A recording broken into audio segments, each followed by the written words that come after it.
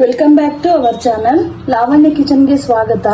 ಇವತ್ತಿನ ರೆಸಿಪಿ ಬಂದ್ಬಿಟ್ಟು ನಾನು ವೆಜಿಟೇಬಲ್ ಯೂಸ್ ಮಾಡಿ ಉಪ್ಪಿಟ್ಟು ಮಾಡಿದ್ದೀನಿ, ಮತ್ತೆ ಪೈನಾಪಲ್ ಯೂಸ್ ಮಾಡಿಬಿಟ್ಟು ಕೇಸರಿ ಬಾತ್ ಮಾಡಿದ್ದೀನಿ. ಟೇಸ್ಟ್ ಅಂತೂ ತುಂಬಾ ಚೆನ್ನಾಗಿ ಬಂದಿದೆ. ನೋಡಿ, ಈ ತರ ಸಾಫ್ಟ್ ಆಗಿ ಬಂದಿದೆ.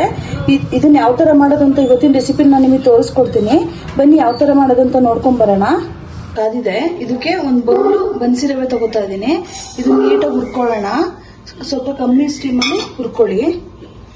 ಇದಕ್ಕೆ ಒಂದು 2 ಸ್ಪೂನ್ ಎಣ್ಣೆ ಹಾಕ್ಬಿಟ್ಟು ಹುರ್ಕೊಳ್ಳೋಣ.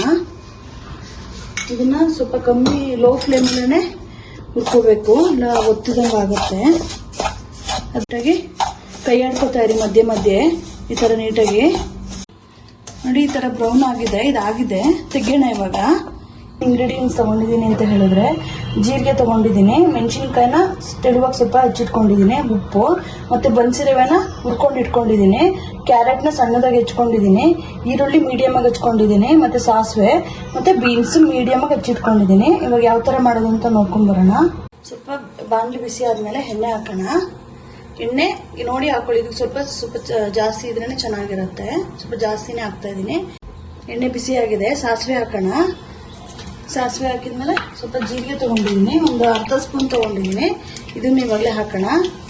ಅವೆರಡು ಸ್ವಲ್ಪ ಫ್ರೈ ಆದ್ಮೇಲೆ ಮೆಣಸಿನ್ಕಾಯಿ ಹಾಕೋಣ. ಬೇಕು ಅಂದ್ರೆ ಕಡಲೆಬೇಳೆ ಹಾಕೊಳ್ಳಿ, ನಾವು ಸ್ವಲ್ಪ ಹಾಕ್ತಾ ಇಲ್ಲ ಕಡಲೆಬೇಳೆನ. ಹಾಕ್ಬಿಟ್ಟು ಸ್ವಲ್ಪ ಫ್ರೈ ಮಾಡ್ಕೊಳ್ಳೋಣ. ಇದಕ್ಕೆ ಸ್ವಲ್ಪ 1/4 ಸ್ಪೂನ್ ಅಷ್ಟು ಅರಿಶಿನ ಪುಡಿ ಹಾಕೋಣ. ಎಷ್ಟು ಸ್ವಲ್ಪ ಕಲ್ಲರ್ಗೋಸ್ಕರ ಅಷ್ಟೇ ಹಾಕಿ ನೀಟಾಗಿ ಮಿಕ್ಸ್ ಮಾಡ್ಕೊಳ್ಳೋಣ. ಇದು ಸ್ವಲ್ಪ ಇನ್ನೂ ಸ್ವಲ್ಪ ಫ್ರೈ ಆಗಲಿ. ಇದು ಸ್ವಲ್ಪ ಗೋಲ್ಡನ್ ಬ್ರೌನ್ ಆಗಿದೆ. ಇದಕ್ಕೆ ಸಣ್ಣದಾಗಿ ಹೆಚ್ಚಿಟ್ಕೊಂಡಿದ್ವಲ್ಲ ಕ್ಯಾರೆಟ್ ಹಾಕೋಣ. ಇದನ್ನು ಸ್ವಲ್ಪ ಒಗ್ಗರಣೆಯಲ್ಲಿ ಕ್ಯಾರೆಟ್ ಬೀನ್ಸ್ನ ಫ್ರೈ ಮಾಡ್ಕೊಳ್ಳೋಣ. ಸೊ ಇವಾಗ ಮತ್ತೆ ಸಣ್ಣದಾಗಿ ಹೆಚ್ಚಿಟ್ಕೊಂಡಿರೋ ಬೀನ್ಸ್ ಹಾಕ್ತಾ ಇದ್ದೀನಿ.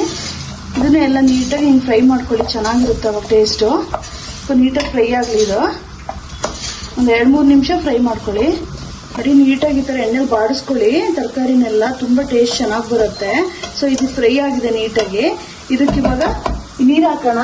ಇದ್ರಲ್ಲಿ 1 ಕಪ್ ರವೆ ತಗೊಂಡಿದ್ದೆ, ಇದ್ರಲ್ಲಿ ನಾನು 2.5 ಕಪ್ ಅಷ್ಟು ನೀರು ಹಾಕ್ತಾ ಇದ್ದೀನಿ. ಅವಾಗ ನಿಮಗೆ ಚೆನ್ನಾಗಿ ಇದು ಸಿಗತ್ತೆ, ಹುಡಿ ಹುಡಿಯಾಗಿ ಚೆನ್ನಾಗಿ ಬರುತ್ತೆ. ನೀಟಾಗಿ ಅಳತೆ ನೋಡ್ಕೊಂಡು ಹಾಕೊಳ್ಳಿ. ರುಚಿಗೆ ಎಷ್ಟು ಬೇಕು ನೋಡಿ ಉಪ್ಪು ಹಾಕೊಳ್ಳಿ. ಸ್ವಲ್ಪ ಕಡಿಮೆ ಏನಂಗಿದ್ರೂ ಪರವಾಗಿಲ್ಲ, ಆಮೇಲೆ ನೋಡಿ ಹಾಕೋಬಹುದು. ನೀಟಾಗಿ ತರಕಾರಿ ಎಲ್ಲ ಬೆಂದಿದೆ, ಸ್ವಲ್ಪ ಕುದಿತಾನೂ ಇದೆ. ಇದಕ್ಕೆ ನಾವು ಹುರಿದಿಟ್ಕೊಂಡಿದ್ವಲ್ಲ ಬನ್ಸಿ ರವೆನ ಅದು ಹಾಕೋಣ. ಫುಲ್ಲು ಹಾಕ್ಬಿಟ್ಟು ನೀಟಾಗಿ ಕೈ ಆಡಿಸಿ, ಗಂಟು ಬರ್ದಂಗೆ ನೀಟಾಗಿ ಈ ಥರ ಕೈ ಆಡಿಸಿ. ಒಂದು 2 ನಿಮಿಷ ನೀಟಾಗಿ ಕೈ ಆಡಿಸಿದ್ರೆ ಗಂಟಿರಲ್ಲ. ಇದನ್ನ ಈಗ ಕಮ್ಮಿ ಸ್ಟೀಮ್ ಮಾಡ್ಬಿಟ್ಟು ಹಾಗೇನೆ ಏನಾದ್ರು ಮುಚ್ಚಿಬಿಟ್ಟು ಬೇಯಕ್ಕೆ ಬಿಡೋಣ. ಸೊ ಆಗಿದೆಯಾ ನೋಡೋಣ. ರೆಡಿ ಆಗಿದೆ ನೋಡಿ, ಈ ಥರ ಎಲ್ಲ ನೀಟಾಗಿ ಮಾಡ್ಕೊಂಡು ನೀಟಾಗಿ ರೆಡಿ ಆಗಿದೆ. ಇವಾಗ ವೆಜಿಟೇಬಲ್ ಉಪ್ಪಿಟ್ಟು ರೆಡಿ ಇದೆ. ಇದನ್ನ ತೆಗೆಯೋಣ. ಕೇಸರಿ ಬಾತ್ ಮಾಡಕ್ಕೆ ಏನೇನು ಇಂಗ್ರೀಡಿಯೆಂಟ್ಸ್ ತಗೊಂಡಿದ್ದೀನಿ ಅಂತ ಹೇಳಿದ್ರೆ, ಏಲಕ್ಕಿನ ಸಣ್ಣದಾಗಿ ಕುಟ್ಟಿ ಪುಡಿ ಮಾಡಿ ಇಟ್ಕೊಂಡಿದ್ದೀನಿ. ಮತ್ತೆ ಈ ಕಪ್ಪಲ್ಲಿ ನಾನು 1.5 ಕಪ್ ಚಿರೋಟಿ ರವೆನ ತಗೊಂಡಿದ್ದೀನಿ. ಮತ್ತೆ ಅದೇ ಕಪ್ಪಲ್ಲಿ 1 ಕಪ್ ಸಕ್ಕರೆ ತಗೊಂಡಿದ್ದೀನಿ. ಮತ್ತೆ ತುಪ್ಪ ಸ್ವಲ್ಪ ಜಾಸ್ತಿ ಬೇಕಂತೇಳಿ ತುಪ್ಪ ತಗೊಂಡಿದ್ದೀನಿ. ಅರ್ಧ ಬೌಲ್ಗಿನ ಸ್ವಲ್ಪ ಜಾಸ್ತಿನೇ ತುಪ್ಪ ತಗೊಂಡಿದ್ದೀನಿ. ಮತ್ತೆ ಫುಡ್ ಕಲರ್ ತಗೊಂಡಿದ್ದೀನಿ, ಸ್ವಲ್ಪ ಹಾಕೊಳ್ಳಿ. ಬೇಡ ಅಂತ ಹೇಳಿ ಕೇಸರಿಯಲ್ಲಿ ಕೂಡ ಹಾಕೋಬಹುದು. ಮತ್ತೆ ಪೈನಾಪಲ್ ಅಷ್ಟೇನೆ, ಇದರಲ್ಲಿ ಎಸೆನ್ಸ್ ಹಾಕ್ಬೋದು, ಇಲ್ಲಾಂದ್ರೆ ಪೈನಾಪಲ್ ಹಾಕ್ಬೋದು. ನಾನು ಪೈನಾಪಲ್ ಹಾಕ್ತಾ ಇದ್ದೀನಿ. ಮತ್ತೆ ಗೋಡಂಬಿ ತಗೊಂಡಿದ್ದೀನಿ, ದ್ರಾಕ್ಷಿ ತಗೊಂಡಿದ್ದೀನಿ.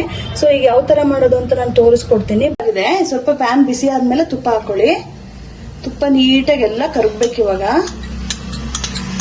ಸ್ವಲ್ಪ ಜಾಸ್ತಿನೇ ತಗೊಳ್ಳಿ ತುಪ್ಪ. ಕೇಸರಿ ಬಾತಿಗೆ ತುಪ್ಪ ಹಾಕಿದ್ರೆ ಒಳ್ಳೆ ಟೇಸ್ಟ್ ಕೊಡುತ್ತೆ. ತುಪ್ಪ ಬಿಸಿ ಆಗಿದೆ. ಇದಕ್ಕೆ ಗೋಡಂಬಿ ತಗೊಂಡಿದ್ನೆಲ್ಲ ಹುರ್ಕೊಳ್ಳೋಣ, ಫ್ರೈ ಮಾಡ್ಕೊಳ್ಳೋಣ. ನೀಟಾಗಿ ಸ್ವಲ್ಪ ಬ್ರೌನ್ ಆಗಿ ಹುರ್ಕೊಳ್ಳಿ. ನೋಡಿ, ಈ ತರ ಬ್ರೌನ್ ಬಂದಿದೆ. ಈ ಸ್ವಲ್ಪ ಬ್ರೌನ್ ಆದ್ಮೇಲೆ ದ್ರಾಕ್ಷಿ ಹಾಕೊಳ್ಳೋಣ. ಇದು ಬೇಗ ರೆಡಿ ಆಗುತ್ತೆ. ಈಗ ಕಮ್ಮಿ ಸ್ಟೀಮ್ ಮಾಡ್ಕೊಂಡು ಎಲ್ಲ ತೆಕ್ಕೊಳ್ಳೋಣ. ಇವಾಗ ಇದನ್ನ ಒಂದು ಬೌಲ್ಗೆ ಎತ್ತಿಟ್ಕೊಳ್ಳೋಣ. ಸ್ವಲ್ಪ ಅದೇ ತುಪ್ಪಕ್ಕೆ ಇವಾಗ ಪೈನಾಪಲ್ ಸಣ್ಣದಾಗಿ ಹೆಚ್ಚಿಟ್ಕೊಂಡಿದ್ದೀನಲ್ಲ ಇದನ್ನು ಫ್ರೈ ಮಾಡ್ಕೊಳ್ಳಿ. ಆ ಫ್ಲೇವರ್ ತುಂಬಾ ಚೆನ್ನಾಗಿ ಬರುತ್ತೆ. ಒಂದು 2 ನಿಮಿಷ ಫ್ರೈ ಮಾಡಿ, ಕಮ್ಮಿ ಸ್ಟೀಮಲ್ಲೇ ಮಾಡ್ಕೊಳ್ಳಿ. ಸೊ ಇದು ಫ್ರೈ ಆಗಿದೆ. ಇದಕ್ಕೆ ಒಂದು ಬೌಲ್ ಸಕ್ಕರೆ ತಗೊಂಡಿದ್ನಲ್ಲ ಅದನ್ನ ಹಾಕ್ತಾ ಇದ್ದೀನಿ. ನಿಮಗೆ ಇನ್ನೂ ಸ್ವಲ್ಪ ಸ್ವೀಟ್ ಬೇಕಂತ ಹೇಳಿದ್ರೆ ಇನ್ನೂ ಆ್ಯಡ್ ಮಾಡ್ಕೋಬಹುದು. ನಾನು ಸ್ವಲ್ಪ ಮೀಡಿಯಮ್ ಆಗಿ ಶುಗರ್ನ ಆ್ಯಡ್ ಮಾಡ್ಕೊತಾ ಇದ್ದೀನಿ. ಸ್ವಲ್ಪ ನೀರು ಬಿಟ್ಕೊಳ್ಳಿ. ಇದು ನೋಡಿ, ಈ ಥರ ಸ್ವಲ್ಪ ಮೆಲ್ಟ್ ಆಗಿದೆ. ಇದಕ್ಕೆ ಇವಾಗ ನೀರು ಹಾಕೊಳ್ಳೋಣ. ಏನು ರವೆ ತಗೊಂಡಿದ್ದೆ ಇದ್ರಲ್ಲಿ 1.5 ಕಪ್ಪು, ಅದರಲ್ಲಿ ಅಷ್ಟೇ 3 ಕಪ್ಪು ನೀರು ಹಾಕ್ತಾ ಇದ್ದೀನಿ ನಾನು. ನಿಮಗೆ ಗೊತ್ತಾಗುತ್ತೆ. ಬಿಸಿ ನೀರೇ ಹಾಕೊಳ್ಳಿ. ನಾನು ಬಿಸಿ ನೀರೇ ಯೂಸ್ ಮಾಡ್ತಾ ಇರೋದು. ನೀರನ್ನ ಬಿಸಿ ಮಾಡಿ ಇಟ್ಕೊಂಡಿದ್ದೆ. ಇದಕ್ಕೆ ಫುಡ್ ಕಲರ್ ತಗೊಂಡಿದ್ನಲ್ಲ ಇದನ್ನ ಹಾಕ್ತಾ ಇದ್ದೀನಿ. ಇದು ಸ್ವಲ್ಪ ಹಾಕಿದ್ರೆ ಸಾಕು. ಈಗ ಸ್ವಲ್ಪ ಎಲ್ಲ ನೀಟಾಗಿ ಮಳ್ಳಿ ಸ್ಟೀಮ್ ಜಾಸ್ತಿ ಕೊಡೋಣ. ಇವಾಗ ಇದಕ್ಕೆ ಚಚ್ಚಿಟ್ಕೊಂಡಿದ್ನಲ್ಲ ಏಲಕ್ಕಿ ಹಾಕ್ತಾ ಇದ್ದೀನಿ. ಇದು ತುಂಬಾ ಚೆನ್ನಾಗಿ ಫ್ಲೇವರ್ ಕೊಡುತ್ತೆ. ಸ್ವಲ್ಪ ಜಾಸ್ತಿನೇ ಹಾಕ್ತಾ ಇದ್ದೀನಿ. ಹಾಕ್ಬಿಟ್ಟು ನೀಟಾಗೆಲ್ಲ ಮಿಕ್ಸ್ ಮಾಡ್ಕೊಳ್ಳೋಣ. ಇದಾಗಿದೆ. ಇದಕ್ಕೆ ಇವಾಗ ರವೆ ಹಾಕೋಣ. ಸೊ ಮಳ್ತಾ ಇದೆ. ಇದು ನಿಧಾನಕ್ಕೆ ಸ್ವಲ್ಪ ಸ್ವಲ್ಪನೇ ರವೆನ ಹಾಕೊಳ್ಳಿ. ಗಂಟು ಬರ್ದಂಗೆ ನೀಟಾಗಿ ತಿರುಗಿಸ್ಕೊಳ್ಳಿ. ಈ ತರ ಸ್ವಲ್ಪ ಸ್ವಲ್ಪನೇ ಹಾಕೊಂಡು ಕೈ ಹಾಕೊಂಡು ಹಾಕೊಳ್ಳಿ. ನೋಡಿ ಈ ತರ ಗಂಟು ಬರ್ದೇ ಇರೋ ತರ ಕೈ ಹಾಕೊಳ್ಳಿ.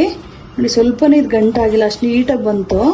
ಕಮ್ಮಿ ಫ್ಲೇಮಲ್ಲೇ ಇದನ್ನ ಈಗ ಬೇಯಕ್ಕೆ ಬಿಡೋಣ. ಮೇಲ್ಗಡೆ ನೀಟಾಗಿ ಮುಚ್ಚಿಬಿಟ್ಟು ನೀಟಾಗಿ ಬೆಂದಿದೆ. ಇದಕ್ಕೆ ಹುರಿದಿಟ್ಕೊಂಡಿದ್ವಲ್ಲ ಗೋಡಂಬಿ ದ್ರಾಕ್ಷಿ ಅದನ್ನ ಹಾಕ್ಬಿಟ್ಟು ನೀಟಾಗಿ ಮಿಕ್ಸ್ ಹೊಡಿಯೋಣ. ಎಲ್ಲ ಈ ತರ ನೀಟಾಗಿ ಮಿಕ್ಸ್ ಹೊಡ್ಕೊಳ್ಳಿ.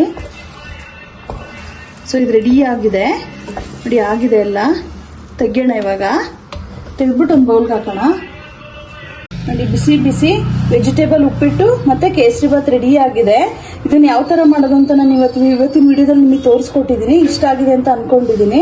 ಹೊಸದಾಗಿ ಯಾರು ನನ್ನ ಚಾನಲ್ ನೋಡ್ತಾ ಇದ್ದೀರಾ ದಯವಿಟ್ಟು ಸಬ್ಸ್ಕ್ರೈಬ್ ಮಾಡ್ಕೊಳ್ಳಿ, ಲೈಕ್ ಮಾಡಿ, ಶೇರ್ ಮಾಡಿ. ಹಾಗೆ ಮಾಡ್ಕೊಂಡು ಹೇಗಿತ್ತು ಅಂತ ಹೇಳಿ ಕಮೆಂಟ್ಸ್ ಮುಖಾಂತರ ತಿಳಿಸಿ. ಇದೇ ತರ ನನ್ನ ಇದಕ್ಕೆ ಸಪೋರ್ಟ್ ಮಾಡ್ತಾ ಇರಿ. ಇಷ್ಟೊತ್ತು ನನ್ನ ವಿಡಿಯೋ ವಾಚ್ ಮಾಡಿದ್ದಕ್ಕೆ ಥ್ಯಾಂಕ್ ಯು.